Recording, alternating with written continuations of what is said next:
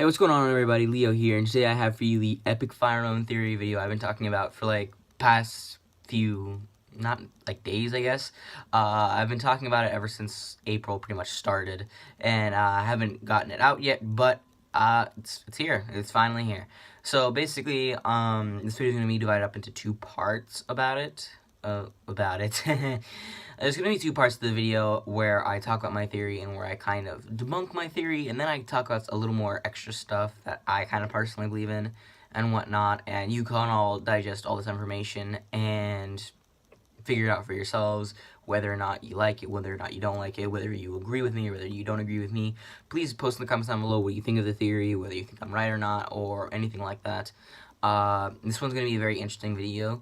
The first thing I'm going to talk about is going to be pretty interesting overall, but, you know, I'll save it for, like, the actual video. Basically, we're going to be talking about the theory that it's, like, well, basically, I'm not trying to give away any important details, because that's, like, the theorizing part of the video. This part is just for me to introduce the theory to everyone.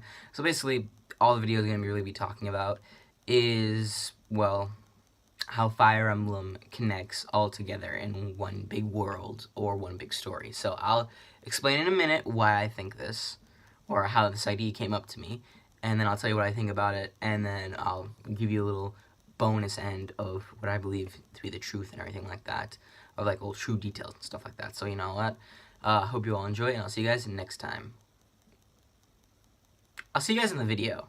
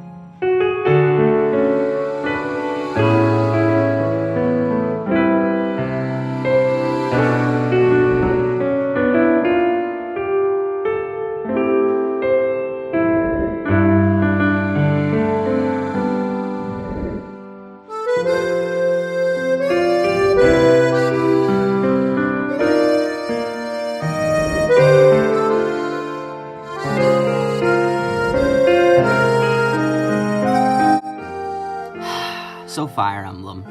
This game is a pretty big part of my channel, and a very awesome game at that. To be honest, if you look through my entire channel, you'll find nothing but Fire Emblem Heroes videos, or just old videos about Fire Emblem just in general, like my Let's Plays that I used to do, and, you know, other versus battles that I also love doing. But one of the biggest things about Fire Emblem is the story. And the story of Fire Emblem seems to always convey tales of war and, you know, tales of war that aren't just so black and white, I should say. Something is deeper in the wars than anything anyone could imagine. It's not just black and white, it's so gray. No one's the winner, no one's the loser, and everyone has to go through what feels like hell just to make it out to the end. Fire Emblem has definitely portrayed a lot of stories like this, and I think have done a pretty good job of telling an overall story. Well, at least, that's what I think. But what if it wasn't just different tales of war being told over and over and over again? What if it was all just one big story? That's what I'm here to find out. My name's Leo, and please stay along with me with this journey as we discover the true story of Fire Emblem.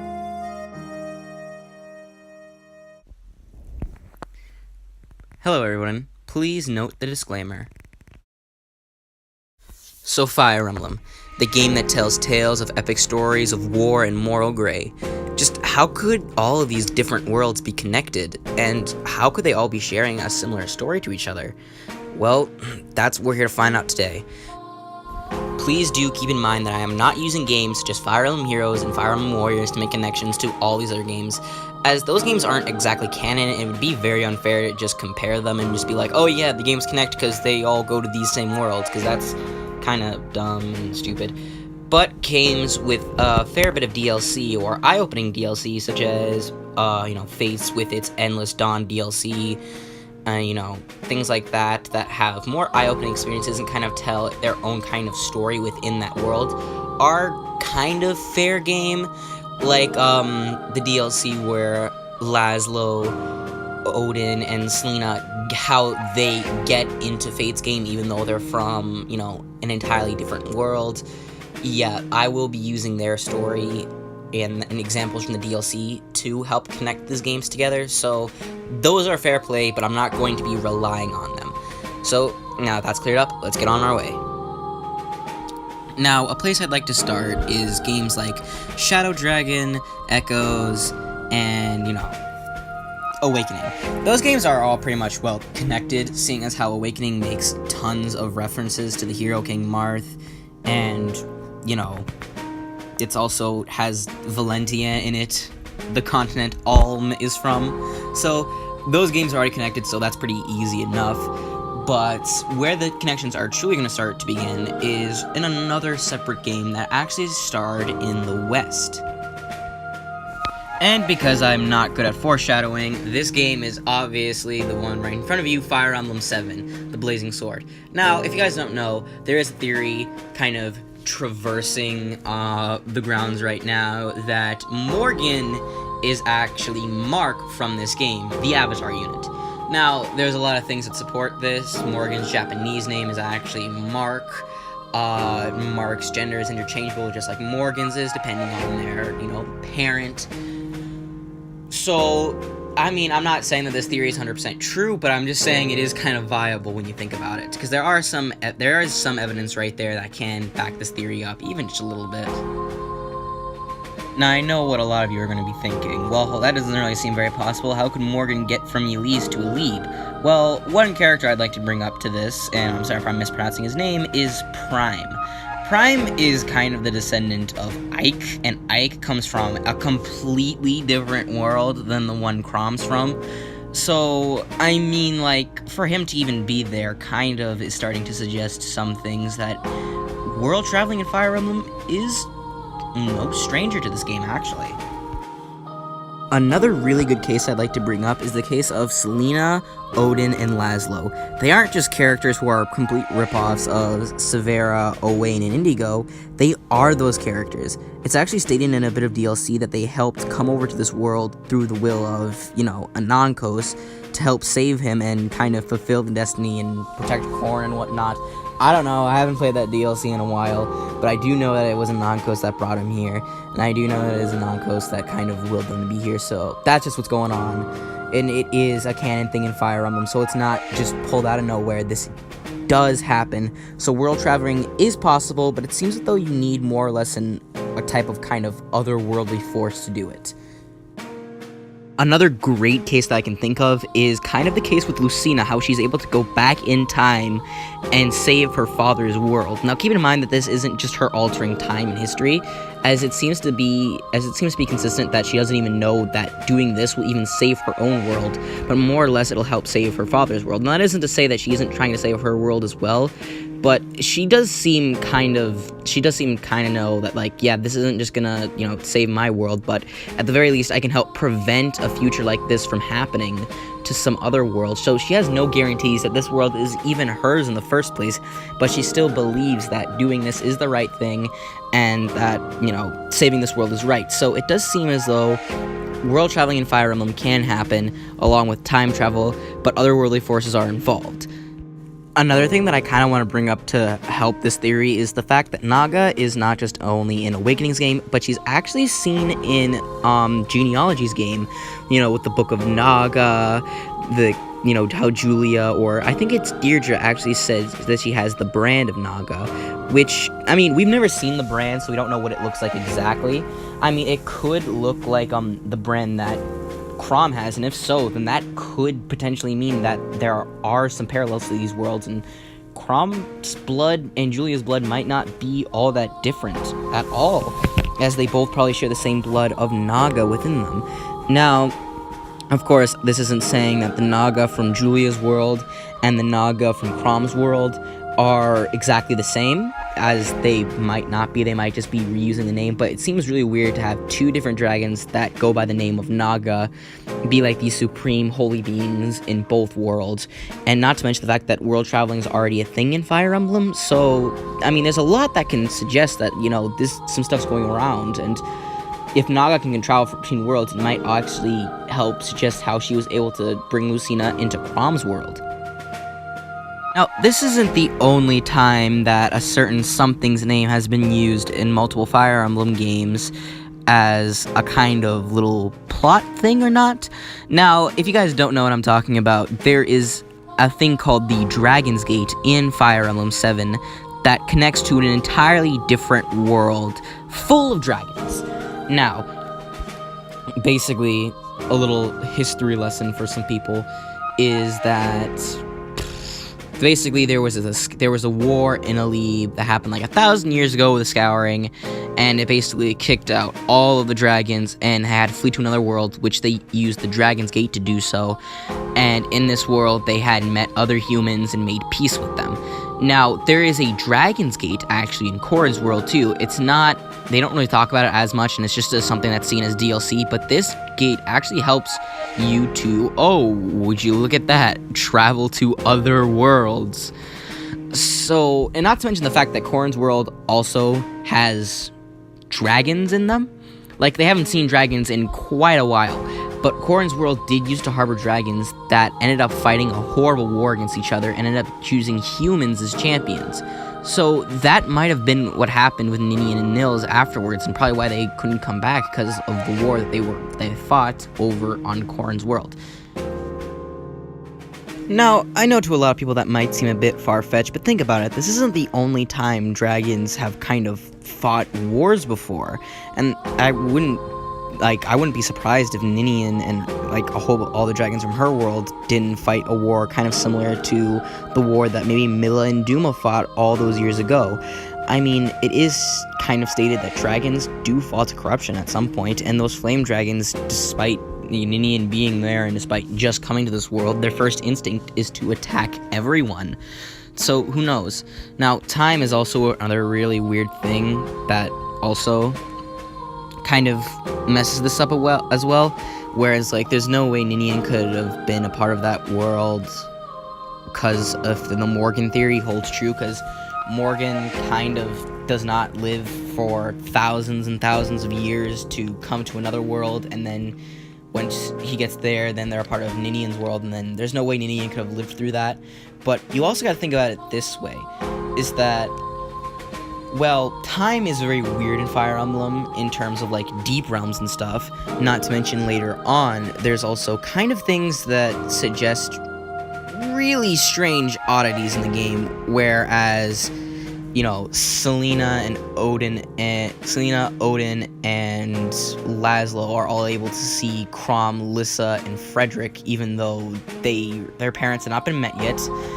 They hadn't even found Robin yet, so time is really weird in these games. So with that as my backing, I'm just gonna say that almost anything is possible with Fire Emblem. Another thing I'd like to add in for, like, evidence and whatnot is the Rainbow Sage. That kind of suggests that even though dragons are seemingly gone after their big fight for thousands of years ago, they might not all be dead, as the Rainbow Sage seems to also be a dragon. So who's to say Ninian and Nils didn't go into hiding? They were able to hide in Alib, and the only reason they were found out was because, well, Negro brought them there and he was constantly searching for them. They may both still very well be alive, living in either Hoshido or Nor, or maybe they moved on after they, got old enough. It isn't to say that they're gone forever, that they might still be around, seeing as how the Rainbow Sage was able to hide out for so long. There's nothing that suggests that they couldn't be able to hide out either. So, for a quick recap of where we are right now, we know that Fire Emblem Shadows of Valentia is a remake of Fire Emblem Gaiden, which is a side story of the original Fire Emblem game that Marth's from. We know that Chrom's game, Fire Emblem Awakening, is a continuation of Marth's story in game, as Chrom is a part of his world and is one of Marth's descendants, and is also technically a part of Alm's world as well, seeing as how they host the continent of Valentia. We also know that Awakening is connected to Fates because of Selena, Odin, and Laszlo, who are actually Severa, Owain, and Indigo, traveling through another world through Anankos, who brought them there to help him with, his wars and troubles. And after that, we know that Naga is a part of both Genealogy's world and Awakening's world, seeing as how her blood runs strong through Julia and through those of, Chrom's lineage, like Lucina and Chrom and, Emerin and all that kind of stuff. We know that Thracia 776 is a side story for Genealogy, so those worlds are also connected. We also know that Awakening is connected to the Tellius series through Prime, because he's the descendant of Ike. We also know, we also have a theory going on that Morgan might also be a part of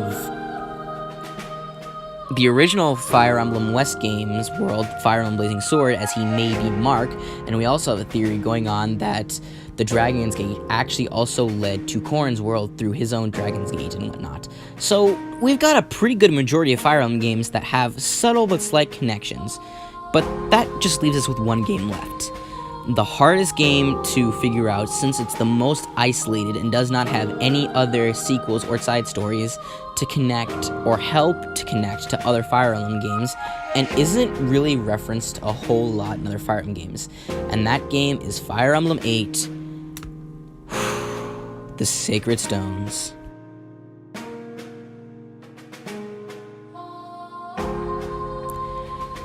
Look, as much as I'd love to connect all these games together and make one big theory, I just can't. Sacred Stones is way too isolated to be connected to any other games, and some of the theories that I've come up with right now kind of fall flat. Like the Morgan theory with Ninian, and that's just wholly based on time travel and time just in general being really weird in Fire Emblem, which, it can happen, but there's just not enough solid ground evidence to even admit that. But hey, I'm not done yet. I'm still planning on connecting all these worlds together, and I have a theory that not even Sacred Stones can be immune to. That theory being that all Fire Emblem worlds are connected. Okay, now I know that sounds really stupid and might sound exactly like my theory that I was just talking about, but it's not, I promise. Basically what I'm saying is that while all Fire Emblem worlds not be sharing a same story or similar kind of path, I guess, every single one of them is sharing the same kind of code or laws that another world would have. Best games I can think of to kind of put this all into motion are Fire Emblem Awakening Story, which first introduces us to the theory, Fire Emblem Fates Story, which kind of puts it out in front of us and really like explains it, hammers it home, you know, all that stuff. And then finally is the last of the 3DS games, Fire Emblem Echo Story. Fire Emblem Echo Story kind of just continuing up and proving the theory once and for all. This all being proved by, once again, Milla and Duma. Oh, I do say that Awakening kind of starts it, but really, technically, Fates is the one that starts it, because the Fates is the first one to kind of mention it, whereas in Fire Emblem Awakening, you don't really see it all that much, but Fire Emblem Awakening, you know, is the game that allowed Fire Emblem Fates to even exist, so, So basically, for anyone who doesn't know, Anonkos basically becomes, well, bad shit crazy and wants to destroy the entire world. But this isn't just something that happened at random, no. This is the law of dragons, for pretty much all dragons in Fire Emblem, is that at a certain age, dragons do fall from grace and become corrupt. Two great examples that I can think of yet again are Milla and Duma, where it's kind of stated that both Milla and Duma at a certain age, both of them actually admit this, that they've kind of lost themselves and fell to a kind of corruption. A corruption that plagues all dragons of Fire Emblem, and truly, none of them are ever safe. Now, I know what a lot of you have been thinking, well, that's not true, some dragons of Fire Emblem are just always mean. Well, that's not true, and I'm going to bring up an older Fire Emblem game to even prove this. One of the best examples I can think of this from earlier Fire Emblem games to help you guys believe me a little bit more is from Fire Emblem Binding Blade, Roy's game. Now, a lot of you may not have played Binding Blade, but basically what's going on in this game, and leave now if you want to avoid spoilers, if you ever think about playing this game for yourself, I do recommend it. It is kind of annoying sometimes, but it's still worth the pickup if you want to play it. So basically, what happens is that the King's Field revives this corrupted divine dragon, keep that in mind, corrupted divine dragon, back to the world to help liberate mankind from itself and bring back dragons as rulers and blah blah blah blah blah. I don't want to give too much away for anyone who didn't avoid the spoiler warning and hasn't played the game yet. Play it for yourself, it's all fun. Now, Indune isn't born into the world, you know, like corrupted or evil from the very start.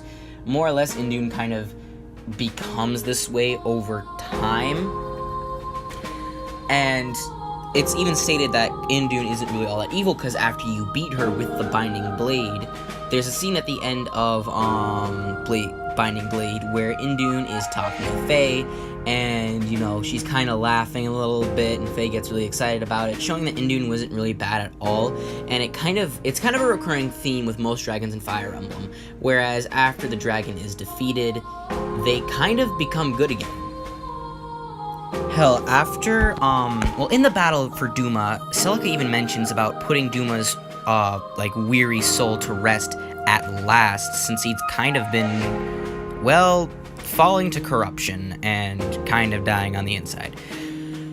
He even mentions this, that he doesn't want their mistakes to be repeated again, and at the end of Valentia's game, they talk about how madness lies within the gods, and gods are kind of, well, gods are dragons in Fire Emblem, basically. Gods in Fire Emblem are almost always referenced as dragons falling to some kind of great corruption over time.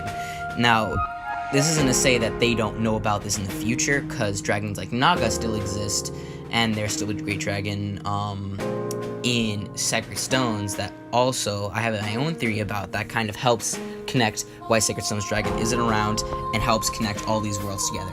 Another great game that puts us all into perspective is Fire Emblem Fates, when they talk about, you know, how the dragons eventually, this is even quoted by the Rainbow Sage, how dragons eventually, you know, they basically move on from their lives. Eventually, and I think it's kind of like they have the ability to decide when to die or not, because I believe, the Rainbow Sage even mentioned something about it. Now, I'm not too sure about the Rainbow Sage, because he's a bit weirder. He doesn't take on the form of a dragon, he kind of dies randomly without anyone's help or something. He does say he's not long for this world and that he may fall to corruption, so it is true that he's following those similar laws, but to what extent, I'm not sure. Now, no matter what happens, it does seem as though this is a law that any and all dragons will follow, they do fall to corruption over time, and, you know, it's just something they can't fight. Grima is a bit of a weirder case, though, as Grima is more of an artificially made dragon, and he's kind of made to be evil, so that's probably why he started off evil. If you want to know more about Grima's creation, don't look here. This is not the best place to look for that, as that's an entirely other thing, and it's an entirely other topic, and I don't have time for that. But anyways, another thing that I wanted to mention is that the dragons from Blazing Sword, hell, they might even be corrupted themselves, as the second they come out, they start attacking and trying to kill, like, everyone. Now, one thing I do want to mention is a big thing that I don't want anyone to get confused by, and I know people might ask when they see this video, is what about dragons like Naui and, you know, freaking Tiki? Can they become corrupt? They're not dragons. They are Manicheets. I want to make this very clear. Dragons and Manicheets are not the same thing. Now, reason being is that you don't see Naui, or Tiki even, who have lived thousands of years, probably even longer than Grima has, actually awake, not sleeping, being able to solo him by themselves. Manicheets aren't dragons. Manicheets are basically kind of a middle ground between them. They kind of are people who have the ability to take on the form of dragons, but they do not share the same kind of raw power as dragons, nor will they kind of gain that same strength. This is even confirmed in Sacred Stones when you meet that old lady, the, you know, grandma in that village, where Erica asks, oh yeah, is this what this girl is, the Great Dragon Moor or whatever, and it's just like, no, they're not the same. So no, they're not. Manicheets are not dragons. To give out a bit of a better example of this is Ninian, how Ninian can become a dragon, but you wouldn't refer to her as a Manicheet, because she's born as a dragon. Dragons may be able to take on the form of humans, but that doesn't make them Manicheets. Manicheets are basically people who look like humans, but are able to take on the form of dragons. There's a bit of a difference here. Now, it is time to talk about the Fates Royals and to see how they fit into all of this.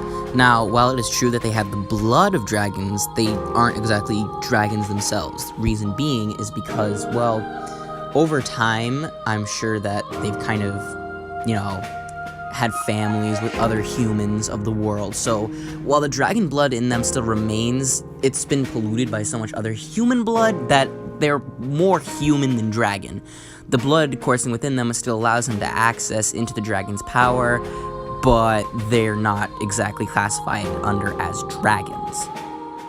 Fantastic example of this is Corrin. Now, Corrin is about one of the only Fates Royals that's actually breeded directly from a dragon, from Anankos himself, and from his mother, who is still technically part dragon. Her blood may not be as pure as Anankos, but she still has dragon blood within her to pass on to Corrin. Now, to be honest, all Corrin really needed was probably Anankos' blood to, you know, boom, there you go. I mean, I guess his mother's blood is still pretty good to have as well, but the dragon blood with just Anankos alone was good enough to give him, you know, the ability to change into a dragon, which is why Corrin is more classified under as, yeah, he's a dragon, but, you know, maybe not as pure or as technically powerful in terms of being a dragon as Anankos is, but he's still able to take on the dragon's form and even change his own body at will, like most other dragons would, like Mila, Duma, and even Naga.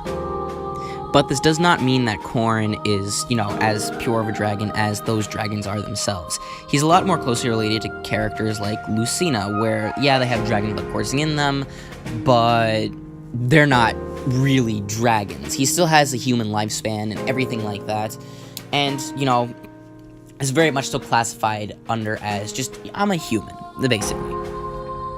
In the case of Myr, I believe that she is a dragon in the sense that she's aging just like one, that her time has not come yet, but, you know, we haven't been able to confirm in Sacred Stones whether or not she will fall to corruption, but I do believe she's in her younger ages, seeing as the form she's taken on, because she is noted to be one of the great dragons. Not only that, but, like, you know, like, her first form to be taken on is that of a child, and I mean, like, I'm pretty sure that's supposed to be reflective of her age, where it's like, I'm not really all that old in terms of dragons, which is why she's not corrupt, because she's not all that old. She hasn't reached the age yet where the corruption would end up taking over her, and, you know, she'd lose herself yet. Now, I know what a lot of you may be thinking. Are the Fates Royal susceptible to this because they have, like, the power and blood of dragons that course through them? Well, yes, but not really. See, they're still technically humans, and there are way more on the human side. Even if they were more classified as dragons, there's no way any of them could live that long for them to fall to that kind of corruption. So, no, they're fine. One thing that may prove this or not is, Curse Takumi. Now, Curse Takumi, a lot of people are probably like, well, what do you mean, why are you bringing up Curse Takumi? Well, I'm bringing up him because, much like Garen, he falls to kind of corruption and whatnot. So this might be something that, the Fates Royals are susceptible to because of their dragon blood, but they can't exactly fall under it because they don't live very long. Now, the reason why Takumi falls under it is because he kind of ends up becoming a servant of the great dragon Anankos. This is actually stated in, his little ID thing for his character in Fire Emblem Heroes. He becomes a servant of the great dragon Anankos. And Anankos' power is really, out there. He is definitely one of the strongest dragons in all of Fire Emblem history. Now, I'm pretty sure what Anankos probably did was he was able to find, Takumi's insecurities inside of him, and because of Takumi's dragon blood, Anankos was able to use that to sway him to kind of corrupt Takumi. So dragon blood may be just what helps to corrupt dragons in the first place. But yeah, basically in a nutshell, that is my theory for how I think all of the Fire Emblem worlds are, at the very least, connected and follow more or less the same set of laws through dragons. I don't even want to bring up how quintessence is also brought up in Genealogy of the Holy War as well, but tell me, what do you guys think of this? Do you think the Fire Emblem world that all Fire Emblem worlds do follow the same set of laws, whereas dragons are, meant to fall to corruption at some point in time? Or do you all think something else? I know there might be people out there who disagree, I know there might be people out there who agree, but tell me, what do you think? What are your theories about the Fire Emblem world? And which theory did you think was right? Do you think all the worlds are trying to tell the same story? If you do think that, then tell me how they're connected to Sacred Stones, because I cannot figure it out for the life of me, and I cannot even figure out that whole weird time thing with, Korn and the others. And if not, and if you think that my theory where all of the worlds follow the same set of laws, where dragons do fall to corruption eventually, and that's why a lot of dragons are, evil or whatnot. It was really hard to do Sacred Stones again, because Sacred Stones is a really weird game in terms of lore in Fire Emblem, as it doesn't follow exactly what Fire Emblem has set itself to be, but still does to a certain extent and can still kind of be explained. But tell me, what do you think about this? Do you see any flaws in this? Do you agree with me? Do you disagree? Anyways, guys, I'm going to end the video here, and I hope you all enjoyed this big Fire Emblem theory. I had a blast making it. I hope you all enjoyed, and I'll see you all next time. Take care.